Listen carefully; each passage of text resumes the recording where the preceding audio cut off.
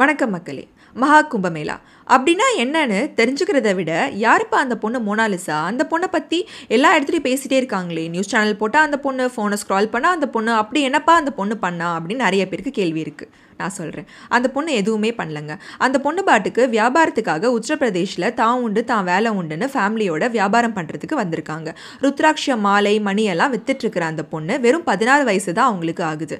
அவங்களோட கண்ணு ரொம்ப அட்ராக்டிவாக இருக்குது, அவங்களோட ஸ்கின் டோன் வந்து ப்ரௌனாக இருக்குது, அந்த பொண்ணு நல்லா இருக்காங்க பார்க்குறதுக்கு அப்படின்னு ஒருத்தங்க வீடியோ எடுத்து அதை போட்டாங்க. அது இன்டர்நெட்டில் ரொம்ப வைரல் ஆச்சு. அந்த பொண்ணை என்ன பண்ணிட்டாங்க, நிறைய பேர் தேடி வந்து வலுக்கட்டாயமாக ஃபோட்டோ எடுக்க ஆரம்பிச்சிட்டாங்க. ஒரு கட்டத்தில் அந்த பொண்ணுக்கு நல்லா இருந்தாலும் இன்னொரு கட்டத்தில் அந்த பொண்ணுக்கே அன்கம்ஃபர்டபுளாக ஆயிடுச்சு. அந்த பொண்ணுக்கு ரொம்ப பிடிக்காம போயிடுச்சு.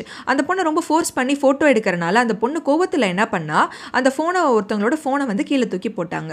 அந்த பொண்ணை ரொம்ப வலுக்கட்டாயம் பண்ணி ரொம்ப எல்லாரும் வந்து தொலை பண்ணுறனால அவங்க அப்பா என்ன பண்ணிட்டாரு, அவங்க சொந்த ஊரான இந்தோருக்கே அனுப்பி வச்சுட்டாங்க.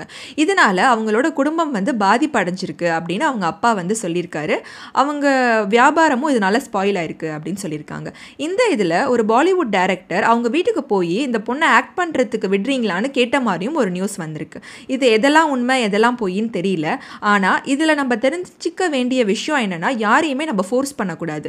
அவங்களோட விருப்பம் இல்லாமல் நம்ம அவங்களோட பர்சனல் டீட்டெயில்ஸ் கேட்குறதோ இல்லை வந்து அவங்கள வந்து ஃபோட்டோக்கு போஸ்ட் கொடுக்க சொல்லி கம்பல் பண்ணுறதோ நம்ம பண்ணக்கூடாது. தேங்க்யூ ஃபார் வாட்சிங் திஸ் வீடியோ.